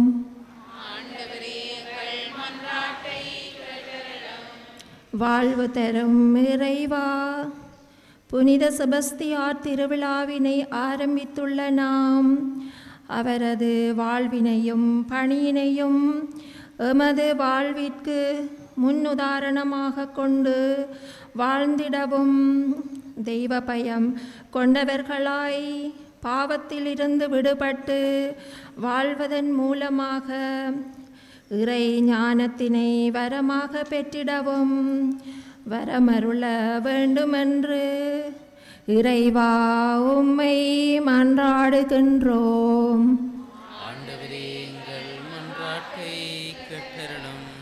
வழிநடத்தும் இறைவா, நவீன தொழில்நுட்ப மாற்றத்தினால் சீரழிந்து போயிருக்கும் சமுதாயத்தில் வாழும் நாம் எமது சிந்தனையில் மாற்றம் பெற்றவர்களாய் எமது வாழ்வினை வளமுள்ளதாக மாற்றிடவும் இளையோர் மற்றும் சிறுவர்களின் வாழ்விற்கு முன்மாதிரிகையாக குடும்பங்களின் பெரியோர் வாழ்ந்திடவும் அருள் புரிந்திட வேண்டுமென்று இறைவா உம்மை மன்றாடுகின்றோம். ஆண்டவரே, எங்கள் மன்றாட்டை கேட்டருளும். ஆசீரளிக்கும் இறைவா, புலர்ந்திருக்கும் இப்புதிய ஜூபிலி ஆண்டில் குடும்பங்களில் சபத்திற்கு முதலிடம் கொடுத்து வாழ்ந்திடவும் எமது சபங்களின் ஊடாக எமது குடும்பம், சமூகம், நாடு வளம் பெறவும் வரமருள வேண்டுமென்று இறைவா உம்மை மன்றாடுகின்றோம். ஆண்டவரே, எங்கள் மன்றாட்டை கேட்டருளும். அனைவரும் அமைதியில் கண்களை மூடி கரங்களை குவித்து நம் சொந்த தனிப்பட்ட வேண்டுதல்கள் ஒவ்வொன்றையும் ஆண்டவரிடத்திலாக ஒப்பு கொடுத்து மன்றாடுவோம்.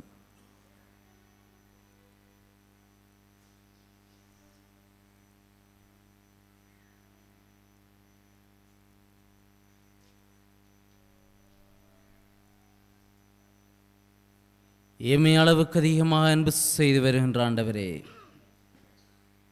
இந்த நாளில் எமது பங்கின் பாதுகாவலராம் புனித செபஸ்தியாரின் திருவிழாவை கொண்டாட ஆயத்தமாகும் இந்த 3வது நவநாளிலே நாங்கள் ஒவ்வொருவரும் உமது ஞானத்தை பெறும் மக்களாக இருக்க உம்மிடம் அச்சத்தை கொள்ளவும் நாங்கள் ஒவ்வொருவரும் எங்கள் ஒவ்வொருவரையும் எமது குடும்பங்களையும் இங்கிருக்கின்ற ஒவ்வொரு ஆன்மாக்களையும் இதயங்களையும் ஒப்பு கொடுத்து மன்றாடுகின்றோம். எமது வாழ்விலே நீர்தாமே இந்த ஜூபிலி ஆண்டிலே புதிய எழுச்சியையும் புத்துணர்ச்சி மிக்க வாழ்வையும் நாங்கள் ஒவ்வொருவரும் உம்மை அறிந்து கொண்டு உம்மோடு கூட வழி நடக்கவும் எங்களது வாழ்விலே வருகின்ற ஒவ்வொரு பிரச்சனைகள், துன்பங்கள், நோய்கள், நொடிகள், வாதைகள், சோதனைகள், வேதனைகள் அனைத்தையும் நீர்தாமை காத்து எமக்கு விடுதலை அளித்து நாங்கள் ஒவ்வொருவரும் உமது மக்களாக உமது அன்பின் பிள்ளைகளாக வாழ எங்கள் ஆண்டவரும் உம் திருமகனுமாகிய கிறிஸ்து வழியாக உம்மை நோக்கி மன்றாடுகின்றோம்.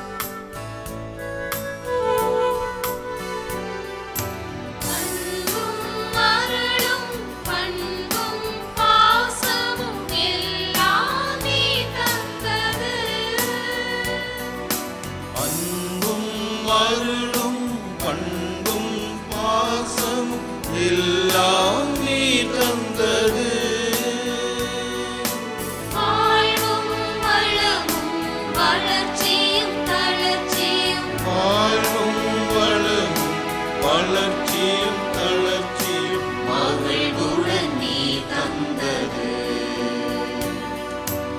எல்லாம் கொணர்ந்தோம் திருவடி வைத்தோம் ஏற்றிடுவாய் இறைவா பலியாய் மாற்றிடுவாய் தலைவா.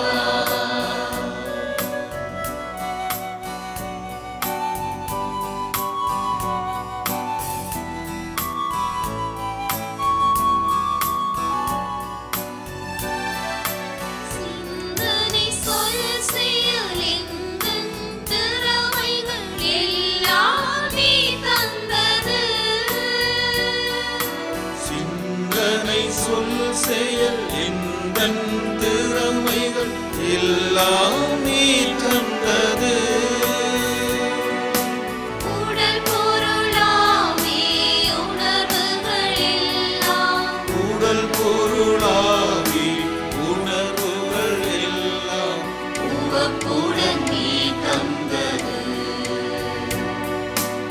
எல்லாம் கொணர்ந்தோம் திருவடி வைத்தோம் ஏற்றிடுவாய் இறைவா பலியாய் மாற்றிடுவாய் தலைவா.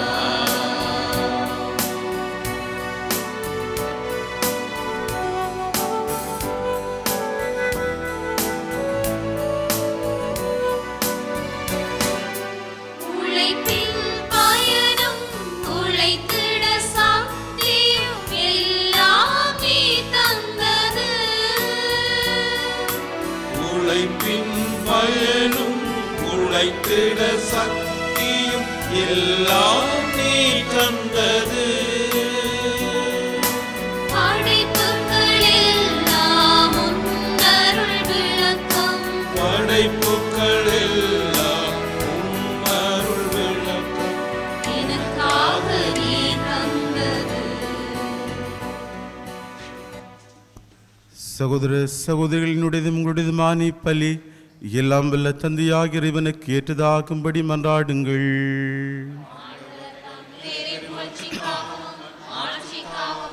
நமது நன்மைக்காகவும் உலகத்திலுள்ள அனைத்து நலன்களுக்காகவும் உமது கையிலிருந்து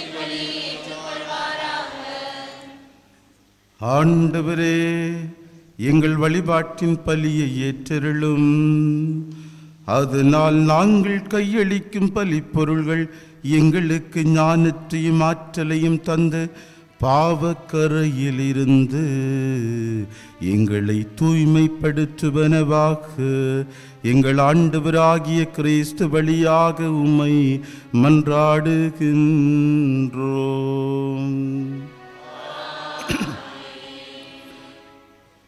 ஆண்டவர் உங்களோடு இருப்பாராக.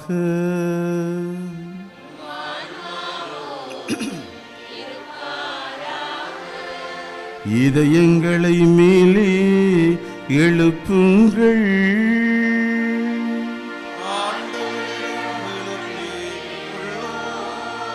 நம் இறைவனாகிய ஆண்டவருக்கு நன்றி கூறுவோம்.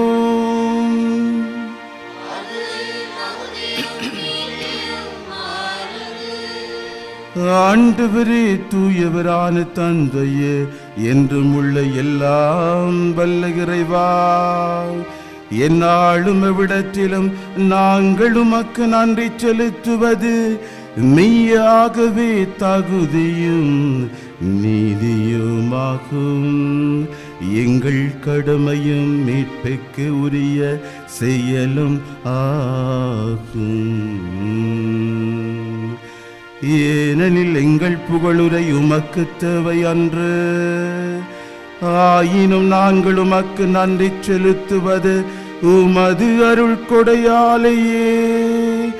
நாங்கள் உம்மை புகழ்ந்துரைப்பது உமது மாட்சியை மிகுதிப்படுத்தாது. எனினும் எங்கள் ஆண்டவராகிய கிறிஸ்து வழியாக நாங்கள் மீட்பு அடைய பயன்படுகின்றது.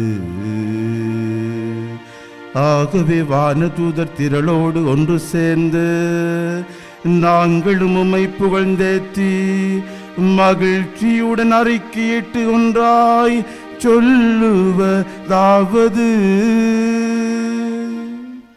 தூயவர் தூயவர் வான்படைகளின் கடவுளாம் ஆண்டவர். விண்ணகமும் மண்டலமும் உமது ஆட்சியால் நிறைந்துள்ளன. உன்னதங்களிலே ஓசானா. ஆண்டவர் பேரால் வருகிறவர் ஆசி பெற்றவர். உன்னதங்களிலே ஓசானா.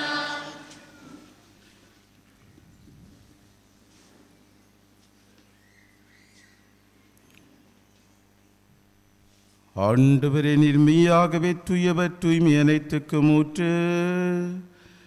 ஆகவே உம்முடைய ஆவியை பொழிந்து இக்காணிக்கைகளை தூய்மைப்படுத்த உம்மை வேண்டுகின்றோம்.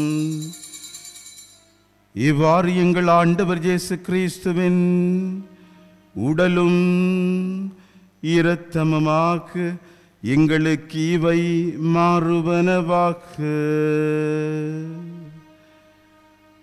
அவர் பாடுபட உளம் கனிந்து தம்மை கையளித்த போது அப்பத்தை எடுத்து நன்றி செலுத்தி அதை பெற்று தம் சீடர்களுக்கு அளித்து கூறியதாவது: அனைவரும் இதிலிருந்து பெற்று உண்ணுங்கள், ஏனெனில் இது உங்களுக்காக கையளிக்கப்படும் என் உடல்.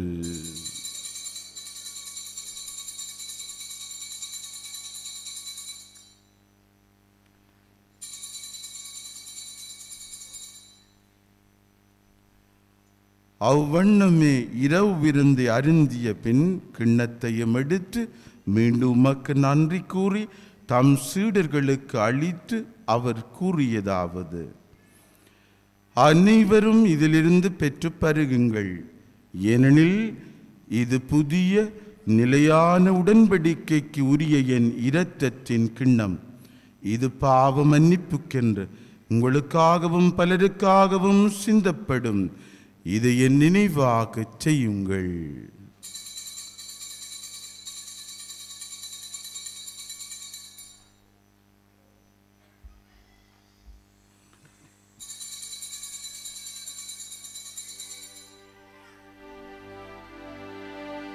நம்பிக்கையின் மறைபொருள்.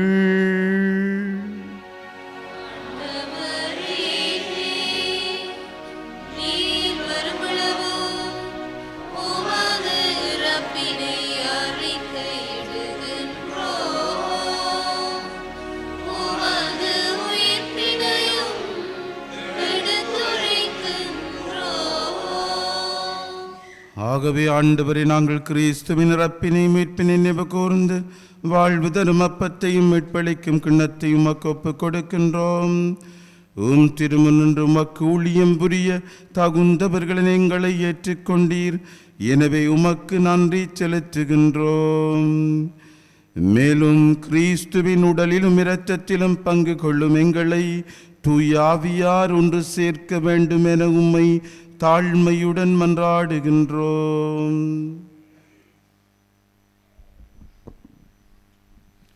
ஆண்டவரே, உலகமெங்கும் பரவி இருக்கும் உமது திரு அவையை நினைவு கூர்ந்தருளும். எங்கள் திருத்தந்தை பிரான்சிஸ், எங்களாயர் இம்மானுவேல் பெர்னாண்டோ, எல்லா திருநிலையினராகிய அனைவரோடும் உமது திரு அவை அன்பில் நிறைவு பெற செய்தருளும்.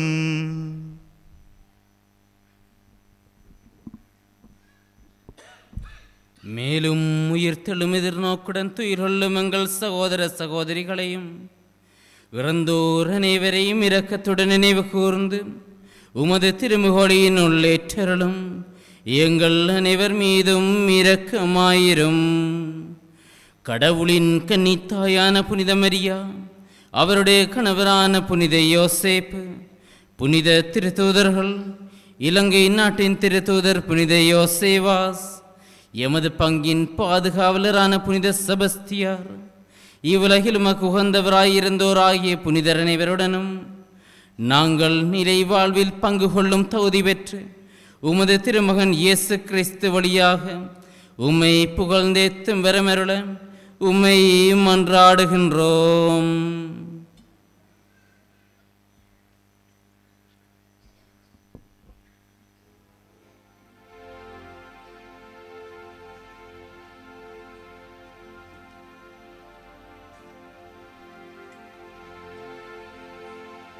இவர் வழியாக இவரோடு இவரில் எல்லாம் வல்ல இறைவனாகிய தந்தையே, தூயாவியாரின் ஒன்றிப்பில் எல்லா புகழும் மாட்சியும் என்றென்றும் உமக்கே உரியதே.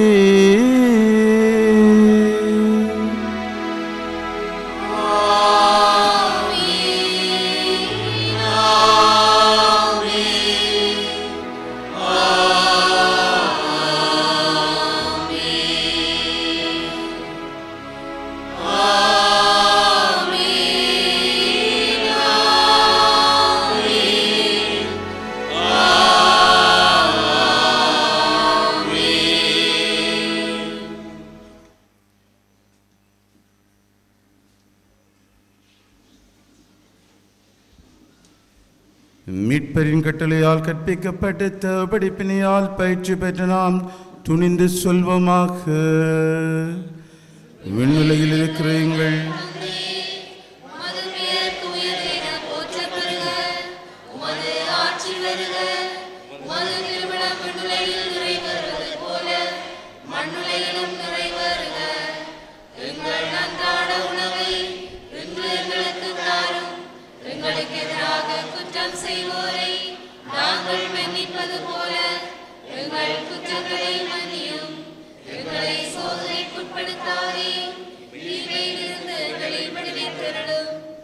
ஆண்டவரே, தீமை அனைத்திலும் எங்களை விடுவித்து எங்கள் வாழ்நாளில் அமைதியை கனிவுடன் அருளும் மன்றாடுகின்றோம். உமது இரக்கத்தின் உதவியால் நாங்கள் பாவத்திலிருந்து எப்போதும் விடுதலை பெற்று யாதொரு கலக்கமுமின்றி நலமாய் இருப்போமாக. நாங்கள் இது நோக்கியிருக்கும் பேரின்பத்துக்காகவும் மீட்பராகிய இயேசு கிறிஸ்துவின் வருகைக்காகவும் காத்திருக்கின்றோம்.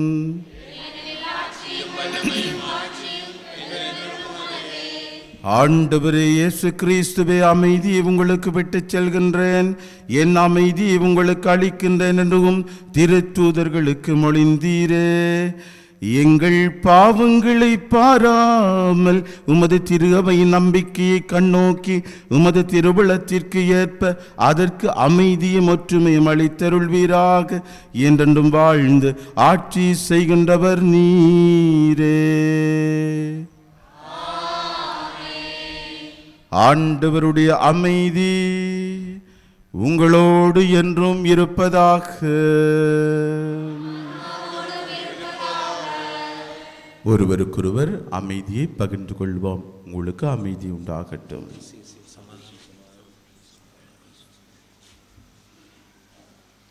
உலகின் பாவங்களை போக்கும் இறைவனின் சம்மரியே, எங்கள் மேல் இரக்கமாயிரும்.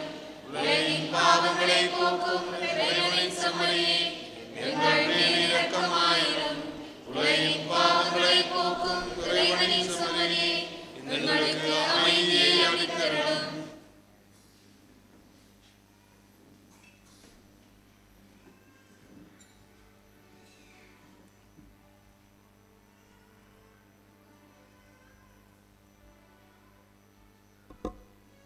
இதோ இறைவனின் சம்மரி, இவரே உலகின் பாவங்களை போக்குபவர். இத்தூய செம்மறியின் திருவிருந்திற்கு அழைக்கப் பெற்றுள்ள நாங்கள் ஒவ்வொருவரும் பெறு பெற்றோர்.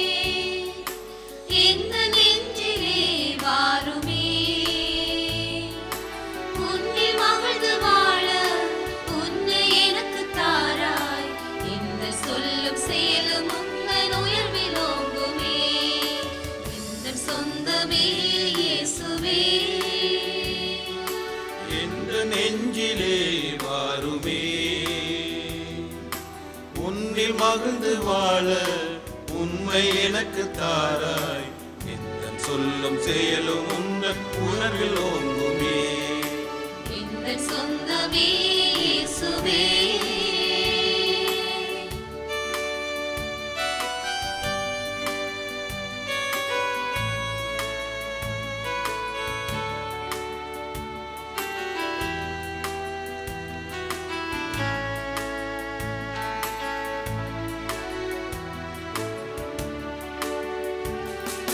சுமைகளால் வாழ்வை நான் வெறுத்திடும் போது சுகமாய் வாழ எழுந்தென்னில் வா. சுமைகளால் வாழ்வை நான் வெறுத்திடும் போது சுகமாய் வாழ எழுந்தென்னில் வா. எனக்காய் நின் வாழ்வை வெறுமையாக்கினீர். எனக்காய் நின் வாழ்வை வெறுமையாக்கினீர்.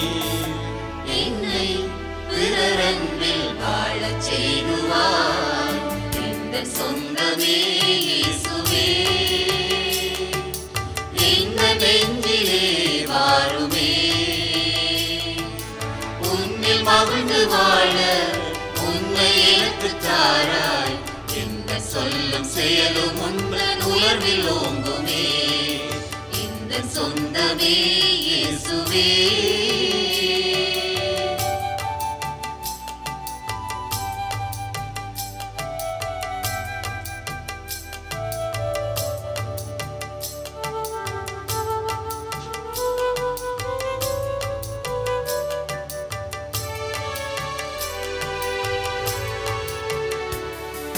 சிங்கார வாழ்வின் சிகரத்தில் இருந்தாலும் என் நெஞ்சில் நீ இல்லையே. சிங்கார வாழ்வின் சிகரத்தில் இருந்தாலும் என் நெஞ்சிலே நீ இல்லையே. சரிந்தே வீழும் வாழ்வின் செல்வங்கள் சரிந்தே விழும் வாழ்வின் செல்வங்கள் இதனை உணர்ந்தே நான் வாழ விளைகிறேன். இந்த சொந்தமே இயேசுவே. இந்த நெஞ்சிலே வாருமே. உன்னில் மகிழ்ந்து வாழ உண்மை எனக்கு தாராய். இந்த சொல்லும் செயலும் உந்தன் உணர்வில் ஓங்குமே. இந்த சொந்தமே இயேசுவே.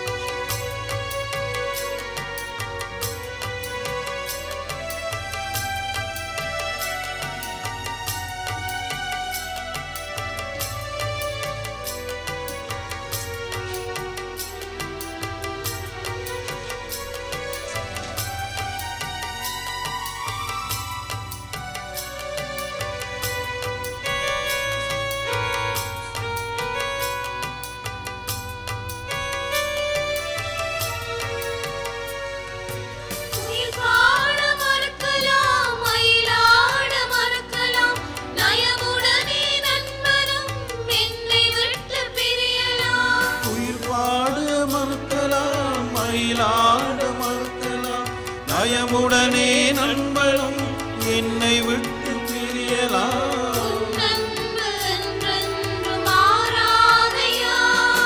உன் நிழலில் நான் என்றும் வாழ்வேனையா. உன்னிதய வாசல் தேடி வருகின்றேன், என் இதயம் முறைய எண்ணி வாருமே. நீ இல்லையே நான் இல்லையே, நீ இல்லையே நான் இல்லையே, நான் வாழ என் உள்ளம் வா, நான் வாழ என் உள்ளம் வா.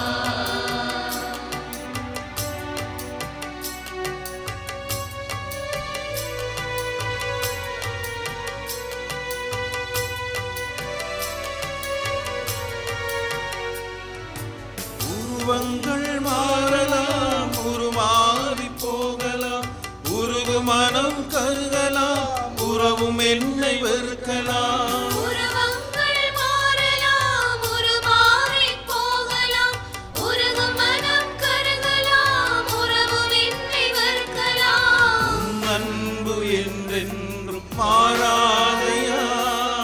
உன் நிழலில் நான் என்றும் வாழ்வேனையா. உன் இதய வாசல் தேடி வருகின்றேன், என் இதயம் முறைய எண்ணி வாருமே. நீ இல்லையே நான் இல்லையே, நீ இல்லையே நான் இல்லையே, நான் வாழ என் உள்ளம் வா, நான் வாழ என் உள்ளம் வா. உன் இதய வாசல் தேடி வருகின்றேன், என் இதயம் முறைய எண்ணி வாருமே.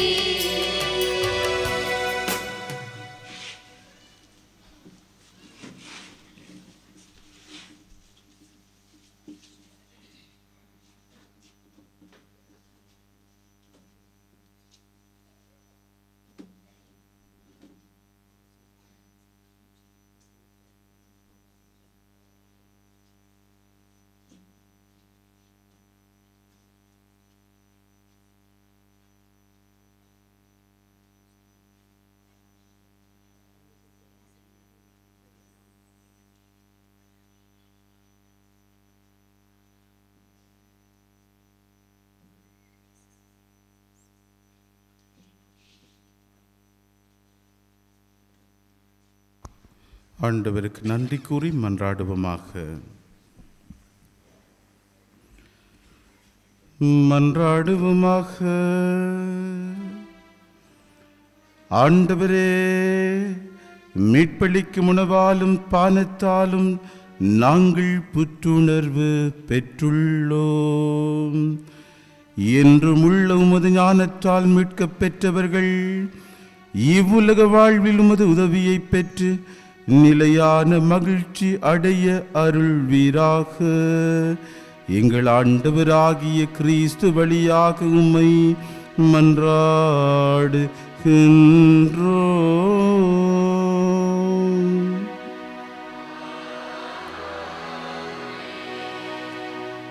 ஆண்டவர் உங்களோடு இருப்பாராக.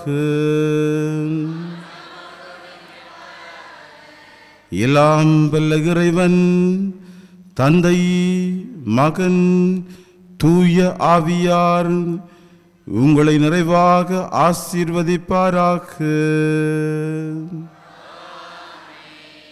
சென்று வாருங்கள், திருப்பலி நிறைவேறிற்று.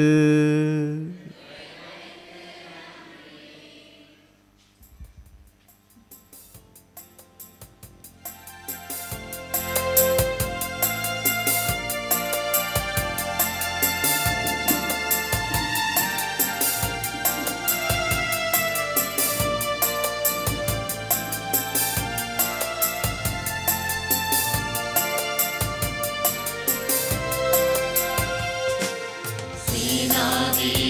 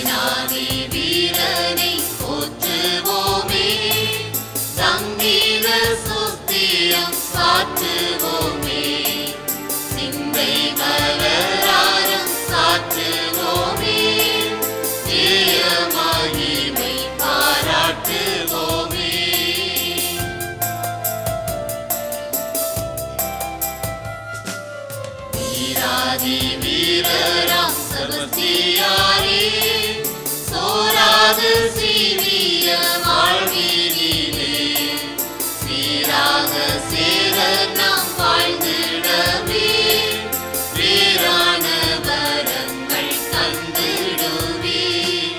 சேனாதி வீரரை போற்றுவோமே, சங்கீத சுஸ்தியம் சாற்றுவோமே, சிந்தை மலராரும் சாற்றுவோமே, ஜெய மகிமை பாராட்டுவோமே.